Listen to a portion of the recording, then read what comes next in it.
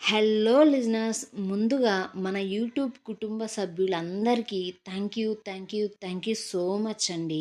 నా ఆరోగ్య పరిస్థితిని, నా కుటుంబ పరిస్థితిని అర్థం చేసుకొని ఓపికగా ఇంకా మన కుటుంబ సభ్యుడిగా ఉన్న ప్రతి ఒక్కరికి థ్యాంక్ యూ సో మచ్ అండి. ఇక నుంచి వీడియోస్ కంటిన్యూగా పెట్టడానికి కంపల్సరీ ట్రై చేస్తాను. మరి ఇంక మనం కథలోకి వెళ్ళిపోదామా అబ్బా. సూర్య నిత్య గురించి నిజం తెలుసుకొని దాని గురించి ముందుగా తన కుటుంబంతో మాట్లాడి ఒక నిర్ణయం తీసుకుందామని నిత్యను నవ్య దగ్గరకు ఒంటరిగా మాట్లాడడానికి పంపించేసి అతను తన కారులో ఒంటరిగా ఇంటికి బయలుదేరాడు. సూర్య కొట్టిన దెబ్బకు పురుషోత్తం వైభవ్ సాయం అడగాలని నిర్ణయించుకొని అతను వైభవ్ ఆఫీస్కి వెళ్ళగా అక్కడ వైభవ్ లేడు. దాంతో వెంటనే పురుషోత్తం వైభవ్ ఇంటిదారి పట్టగా అక్కడ కూడా లాభం లేదు. దాంతో పురుషోత్తం వైభవ్కి పదే పదే ఫోన్ చేస్తూ ఉన్నాడు. అయినా సరే వైభవ్ ఫోన్ కలవడం లేదు. ఎందుకంటే పవిత్ర సిటీకి సుమారు 40 కిలోమీటర్ల దూరంలో ఒక ఫారెస్ట్ లాంటి ఏరియాలో ఉన్న తన ఫ్రెండ్ ప్రైవేట్ హోటల్లో ఉంది. అక్కడ ఫోన్స్కి సరిగా సిగ్నల్స్ ఉండవు. అందుకే పురుషోత్తం ఎంతగా ప్రయత్నిస్తున్నా వైభవ్ ఫోన్ మాత్రం కలవడం లేదు. దాంతో పురుషోత్తం దిక్కుతోచని స్థితిలో తల పట్టుకొని కూర్చొని చాలాసేపు ఆలోచించుకున్న తరువాత చివరికి తన ఆలోచనలన్నీ ఒక కొలిక్కి వచ్చి చివరి అవకాశంగా పురుషోత్తం ఒక చోటికి బయలుదేరాడు. సూర్య తన ఆలోచనల నడుమ ఇంటికి చేరగా ఏదో అనుకుని వచ్చినట్లుగా గాయత్రి కూడా అదే సమయానికి సూర్య ఇంట్లో సుమనతో గాయత్రి మాట్లాడుతూ కనిపించింది. అది చూసిన సూర్యకు ఇంకొంచెం ఆతృత వచ్చింది. వారందరితో కూడా ఒకేసారి ఆ విషయం మాట్లాడే అవకాశం కలిగినందుకు. దాంతో సుమనను చూసిన సూర్య, అమ్మ, నాన్న వచ్చాడా సౌదీ నుండి అంటూ అడగ్గా సుమన వచ్చాడురా అంటూ ఉంటే సూర్య అప్పుడే పనివాడు తెచ్చించిన మంచినీళ్లు తాగుతూ పనివారితో నాన్నను తాతను నేను పిలిచినట్లు చెప్పి కిందికి తీసుకుని రండి అంటూ పనివాడిని పంపించేసి సూర్య కూడా గాయత్రి సుమన కూర్చున్న చోటే ఒక సోఫాలో కూర్చొని అమ్మ, నేను మీతో కొంచెం మాట్లాడాలి అంటూ ఉంటే సూర్యను అలా చూసిన గాయత్రి కొంచెం చమత్కారంగా, ఏంటయ్యా అల్లుడా, ఏంటి విశేషం, నిద్రలు అయ్యి 10 రోజులు కూడా సరిగా కాలేదు, అప్పుడే మాట్లాడాలి అంటున్నావు, కొంపదీసి మీ హనీమూన్ గురించా? దాని గురించి అయితే నా సలహా ప్రకారం మీరు లక్షద్వీపులకి వెళ్ళండిరా. ఇప్పుడు అక్కడ క్లైమేట్ చాలా బాగుంటుందంట.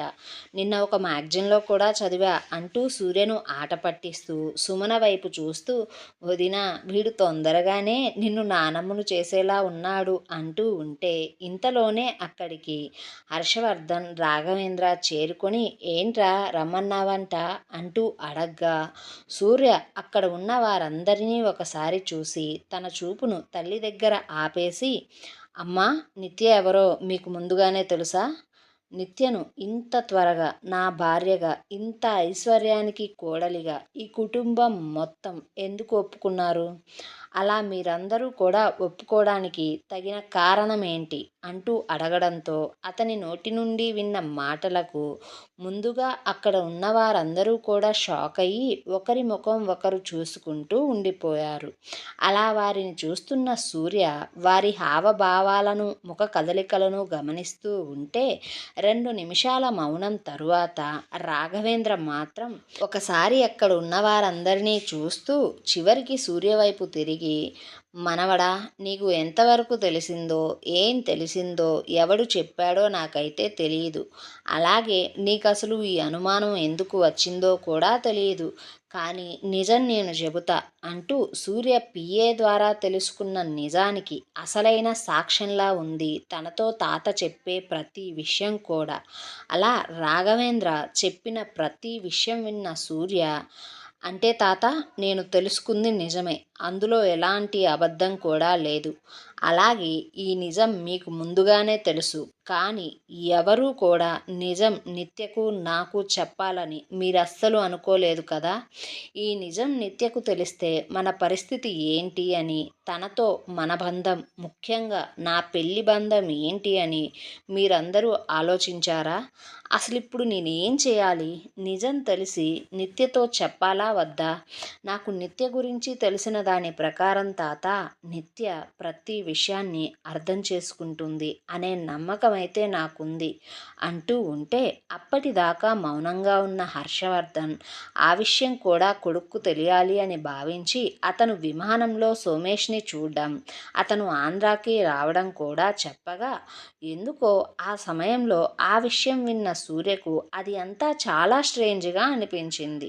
దాంతో సూర్య తండ్రి వైపు చూస్తూ, నాన్న, నేను దాని గురించి తెలుసుకునే ప్రయత్నం చేస్తా అంటూ చెప్పగా, సుమన, గాయత్రి కూడా సూర్యకు వారి జాతకాలను పండితుడి దగ్గర చూపించామని, అలాగే ఆ పండితుడు చెప్పిన ప్రతి మాటను కూడా సూర్యకు చెప్పగా, సుమన సూర్యనే చూస్తూ, సూర్య, నువ్వు నిజం చెప్పినా లేక ఆ నిజాన్ని దాచినా సరే అది పూర్తిగా నీ ఇష్టానికే మన కుటుంబం వదిలేస్తుంది.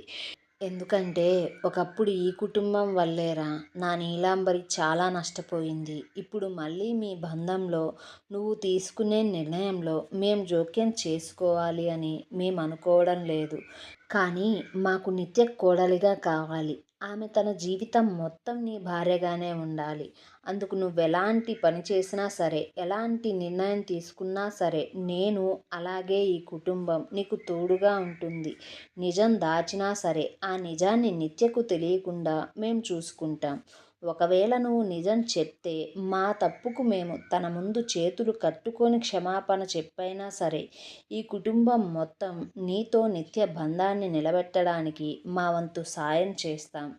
ఇక ఎలాంటి నిర్ణయం తీసుకోవాలో నీ ఇష్టం సూర్య అంటూ చెప్పగా, సూర్య అప్పటిదాకా తన కుటుంబం మొత్తం మాట్లాడిన ప్రతి మాటలను విని ఇంకా ఎక్కువగా ఆలోచనలో పడిపోయి అలా కొద్దిసేపటికి ఒక నిర్ణయానికి వచ్చి, తాత, నాకు కొంచెం సమయం కావాలి, కనీసం ఒక 2 రోజులు.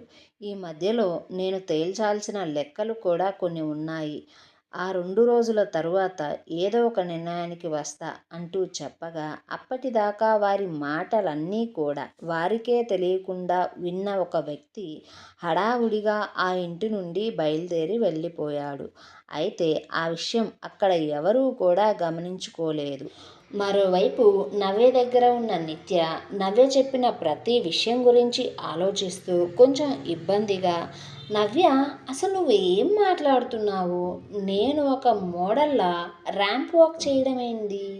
అసలు ఇప్పుడు ఉన్నట్లుండి నువ్వెందుకు ఇలా ఆలోచిస్తున్నావు? నీకు అసలు ఈ ఆలోచన ఎందుకు వచ్చింది అంటే, నవ్య చిన్న నవ్వుతో, నిత్య, నేను కూడా నీలాగే ఆలోచించడం మొదలుపెట్టా.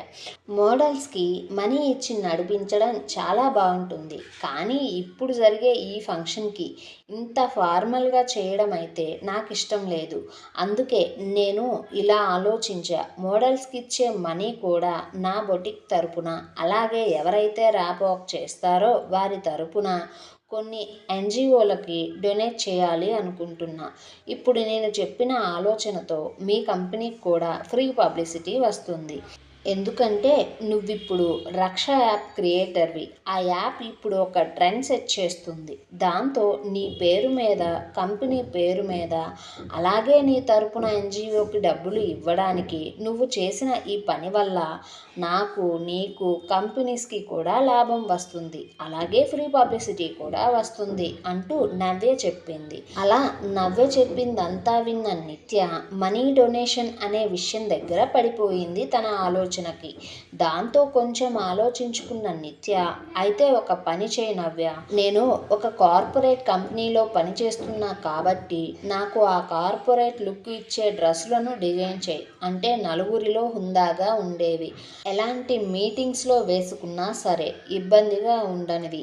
అలాగే నా ఫ్రెండ్ ఆమెని కడుపుతో ఉంది, అలాంటి వారికి చాలా కంఫర్ట్గా ఉండే బట్టలను, ముఖ్యంగా ప్రయాణాలకు ఎటువంటి ఇబ్బంది లేని సౌకర్యవంతమైన ఫ్యాబ్రిక్తో డిజైన్ చేయి.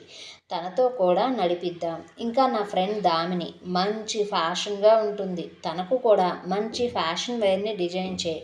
ఇలా ప్రతి రంగంలో ఉండేవారికి వారి సౌకర్యాలను బట్టి డిజైన్ చేయి. అన్ని వయసుల వారికి వారి ఉద్యోగాలకు, అలాగే ఉద్యోగాలలో వారి స్థితులను స్థాయిలను మనసులో ఉంచుకొని ప్రతి దాని గురించి క్షుణ్ణంగా ఆలోచిస్తూ అంగ ప్రదర్శనలు లేని వాటిని తయారు చేయి. సో మనం ఇలా చేయడం వల్ల రొటీన్ షోలు చేసేవారికన్నా మన షో చాలా భిన్నంగా ఉంటుంది.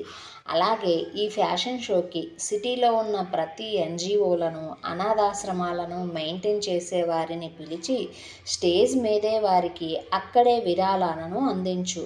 అప్పుడే మనం అనుకున్న విషయం నెరవేరుతుంది అంటూ చెప్పగా నవ్య నిత్య చెప్పిన ప్రతి దానికి సరే అని తను ఏ ఏ రంగాలలో వారికి తయారు చేస్తుందో చెప్పి వాటికి సంబంధించి నడవాల్సిన వారిని నిత్యనే సెలెక్ట్ చేయమని చెప్పింది. అలా వారు దాని గురించి మాట్లాడుకొని ఎవరి దారిన వారు వెళ్ళిపోయారు. అయితే అప్పటిదాకా వారి మాటలను విన్న ఒక వ్యక్తి వెంటనే ఒకరికి కాల్ చేసి అక్కడ జరిగిన విషయం మొత్తం చెప్పేశాడు. దాంతో ఆ విషయం విన్న వ్యక్తి సరే నువ్వు వారితోనే ఉండు, అలాగే ఎప్పటికప్పుడు జరిగేది నాకు చెప్తూ ఉండు అంటూ చెప్పి ఫోన్ పెట్టేసి ఆలోచిస్తూ ఈ విషయం విని ఇలాంటి సమయంలో మా సార్ ఎలా రియాక్ట్ అయ్యి ఎలాంటి ప్లాన్ చేస్తాడో ఏమో అంటూ ఆ వ్యక్తి మరొకరికి ఈ విషయాన్ని చెప్పడం కోసం తన బాస్కి ఫోన్ చేస్తూ ఉన్నాడు. నిత్య కేఫ్ నుండి ఇంటికి బయలుదేరిపోతూ కారులో నవ్యకు తనకు మధ్య జరిగిన డిస్కషన్ అంతా దామినికి ఆమెనికి కాల్ చేసి చెప్పగా వారు కూడా సరే అన్నారు. నిత్యతో మాట్లాడి ఫోన్ పెట్టేసిన దామిని మోహన్కి కాల్ చేసి విషయం మొత్తం చెప్పేసి మోహన్ ఇంకా ఎంజాయ్ చేసింది చాలు, ఇప్పటిదాకా ప్రేమించుకుంది కూడా చాలు, నువ్విక మా ఇంట్లో వచ్చి మన విషయం చెప్పు, నేనైతే మా బాబాయ్కి చెప్పి ఒప్పించాను, తను రేపు నిన్ను ఒకసారి ఇంటికి రమ్మంటున్నాడు అంటూ చెప్పగా మోహన్ దామినితో సరే అంటూ చెప్పి ఫోన్ పెట్టేసి ఆలోచనలో పడ్డాడు. వైభవ్ అలా చాలాసేపు కారులో ప్రయాణం చేసిన తరువాత పవిత్ర ఉన్న ప్లేస్కి చేరుకునేసరికి ఆమె అసలు చుట్టూ ఏం జరుగుతుందో తెలుసుకోలేని పరిస్థితిలో ఉంది. తనను ఆ పరిస్థితిలో ఎవరు చూసినా సరే తాగి తిక్క మీద ఉన్న కోతి పిల్ల చేష్టాలు చేస్తుంది అని తెలుసుకోగలరు. అలాంటి స్థితిలో పవిత్రను చూసిన వైభవ్ చిన్నగా ఆమె దగ్గరకు వెళ్ళి ఆల్మోస్ట్ పవిత్ర ఉన్న స్థితిలోనే ఉన్న తన ఫ్రెండ్స్ అందరినీ కూడా చూసి వారిని ఏమాత్రం పట్టించుకోకుండా వైభవ్ పవిత్రను బయటికి తీసుకుని వస్తూ ఆమెను స్పృహలోకి తెప్పిస్తూ మాట్లాడాలని చూసినా సరే అసలు పవిత్ర మన మానవ ప్రపంచంలోనే లేదు. దాంతో వైభవ్ ఇక తప్పక అలాంటి స్థితిలో తనను ఎక్కడికి తీసుకుపోవాలో తెలియక అదే హోటల్లో మరో రూమ్ తీసుకొని పవిత్రను ఆ రూమ్లోకి తీసుకుపోయి బెడ్ మీద పడేసి చిరాగ్గా తననే చూస్తూ ఏంటో ఈ యాదృచ్ఛికం, ఈ పవిత్ర అనే పేరు పెట్టుకునే వారిలో కొంతమందికి వారి పేరులో ఉండే అంత పవిత్రత అయితే వారిలో మాత్రం ఉండదెందుకో. ఈ మధ్యనే 3 పవిత్రల పేర్లు మంచి ట్రెండింగ్లో ఉన్నాయి. వాటిలో ఒక పేరుతో గల ఆమె జైల్లో ఉంటే ఇంకొకరు పైకే పోయారు, మరొకరు పెళ్లి చేసుకున్నారు. మరి పవిత్రకు ఎలాంటి రాత రాసిందో ఏంటో మన రైటర్ అనుకుంటూ ఫోన్ చూసుకుంటూ అక్కడ సిగ్నల్ లేకపోయేసరికి చిరాగ్గా ఛీ దీని అమ్మ జీవితం ఇప్పుడు ఈ తలనొప్పి కూడానా అంటూ ఆ రూమ్లో అటు ఇటు చూస్తూ తిరుగుతూ ఉంటే అక్కడే ఉన్న ల్యాండ్లైన్ని గమనించి దాని నుండి వెంటనే వైభవ్ తన పిఏకి ఫోన్ చేసి అప్పటిదాకా జరిగిన విషయం అంతా చెప్పేసి చూడు పిఏ ఈశ్వర్ని కలిసే ఏర్పాట్లను చెయ్యి అంటూ చెప్పడంతో ఆ పిఏ అప్పటిదాకా వైభవ్ చెప్పిన విషయం అంతా విని అతనికి చెప్పవలసిన మరొక విషయం మొత్తం చెప్పగా అది విన్న వైభవ్ ఓకే పిఏ అయితే మనకు కూడా తప్పకుండా ఆహ్వానం వస్తుందిగా అంటూ చెప్పిన వైభవ్ వెంటనే ఏదో ఆలోచిస్తున్నట్లు నువ్వు ఎప్పటికప్పుడు అక్కడ జరిగేది మొత్తం నాకు తెలిసేలా చెయ్యి అంటూ పిఏతో చెప్పేసి ఫోన్ పెట్టేసి చాలా కోపంతో సూర్యను తలుచుకుంటూ రేయ్ సూర్య, నాకు ఇప్పుడు ఎవ్వరి మీద ఎలాంటి ఫీలింగ్స్ లేవురా. ఉన్నదల్లా ఒకే ఒక్క ఉద్దేశం, నీ సంతోషాన్ని నేను దూరం చేయాలి. అది ఎలా అయినా సరే, అందుకోసం నేను ఏమైనా చేస్తా అంటూ తన మనసులో తానే అనుకుంటూ ఆ గది మంచం మీద స్పృహలో లేని స్థితిలో చాలీ చాలని బట్టలలో అర్ధాంగ ప్రదర్శన చేస్తున్న పవిత్రను చూస్తూ ఒకలాంటి ఆలోచనలో పడిపోయాడు వైభవ్. మరోవైపు ఆమెని ఇంటికి చేరుకున్న సుప్రజకు చుక్కెదురైంది. ఎందుకంటే ఆ ఇంట్లో ఆమెని వారు లేరు. ఎందుకంటే ఆమెని ఎప్పుడైతే గగన్తో వేరే దేశం వెళ్ళిపోవాలని చెప్పిందో అప్పుడే గగన్ ఇక్కడ ఉన్నన్ని రోజులైనా సరే తన కుటుంబంతో ఉండాలి అని నిర్ణయించుకొని గగన్ తన మకాంని మొత్తం కూడా తన ఇంటికే మార్చేశాడు. దాంతో సుప్రజ అది తెలియక వారు ఎక్కడికి వెళ్ళారు అని తెలుసుకోవడం కోసం కూతురికి ఫోన్ చేసినా సరే ఆ సమయంలో ఆమెని ఫోన్ గగన్ తీసి సుప్రజతో జరిగిన విషయం మొత్తం చెప్పి ఫోన్ పెట్టేశాడు. దాంతో సుప్రజకు పట్టరాని కోపం వచ్చినా సరే ఇక తప్పక తిరిగి ఇంటికి ప్రయాణం అయ్యింది. ఆమె ఇంటికి చేరుకునే సమయానికి పురుషోత్తం ఇంట్లోనే ఉండి కాలు కాలిన పిల్లిలా అటూ ఇటూ చేతులు నొక్కుకుంటూ తిరుగుతూ ఆలోచిస్తూ ఉన్నాడు. అతనిని ఆ సమయంలో అక్కడ అలా చూసి అసలు జరిగిన విషయం ఏంటో తెలుసుకోవడానికి సుప్రజ ప్రయత్నిస్తూ ఉంది. మరొక చోట ఈశ్వర్ తన ఫామ్ హౌస్ మొత్తం వెతికినా సరే ఫామ్ హౌస్లో ఎక్కడా కూడా సోమేష్ కనిపించనే లేదు. దాంతో సోమేష్కి ఫోన్ చేయగా తన ఫోన్ కూడా ఆ ఫామ్ హౌస్లోనే ఉంది. దాంతో ఈశ్వర్ విసుగ్గా సోమేష్ని తిట్టుకుంటూ హాల్లో ఉన్న సోఫాలో వచ్చి కూర్చోగా అప్పుడే సోమేష్ పరధ్యానంగా ఫుల్గా తాగేసి మత్తులో ఆ ఇంట్లోకి తప్పటడుగులతో ప్రవేశిస్తూ ఉంటే ఈశ్వర్ అతన్ని చూసి ఎరా ఎక్కడికి వెళ్ళిపోయావు అంటూ అడగ్గా సోమేష్ తూలుతూ ఈశ్వర్ దగ్గరికి వచ్చి ఒకలా అతన్ని కింద నుంచి పైదాకా చూస్తూ అసలు అసలు ఎందుకు ఇప్పుడు నువ్వు ఇక్కడికి అంటూ మందు మత్తులో ఇక మాట్లాడలేక తనను తాను నిగ్రహించుకోలేక ఆ మత్తును తలకెక్కించుకొని పడిపోయాడు. దాంతో ఈశ్వర్ చిరాగ్గా సోమేష్ని చూస్తూ పనివారిని పిలిచి వీడిని రూమ్లోకి తీసుకుని పోండి అంటూ చెప్పి తనను రూమ్కి పంపించేసి ఈశ్వర్ మనసులో అసలు వీడిప్పుడు తాగడానికి బయటకు ఎందుకు వెళ్ళిపోయాడు, ఇక్కడ ఫామ్ హౌస్లోనే మందు ఉంటుంది అని వీడికి తెలుసు కదా, అయినా సరే ఎందుకు వీడు బయటికి పోయి తాగాడు, ఒకవేళ వీడు బయటికి పోతే బయట వీడెక్కడికి పోయాడు, ఎవరిని కలవడానికి వెళ్ళాడు అంటూ ఆలోచిస్తూ ఉన్నాడు.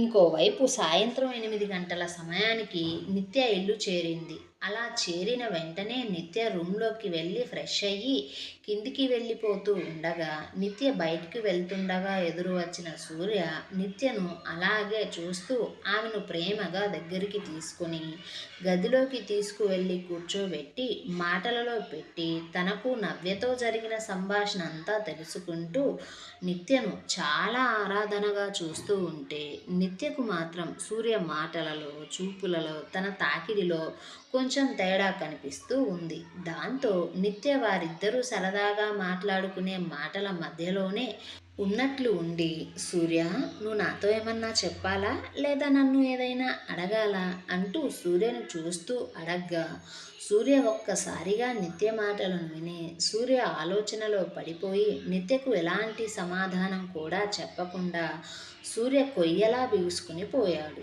ఏవండోయ్ లిజనర్స్, మరి ఇప్పుడు సూర్య నిత్యకు నిజం చెప్తాడంటారా?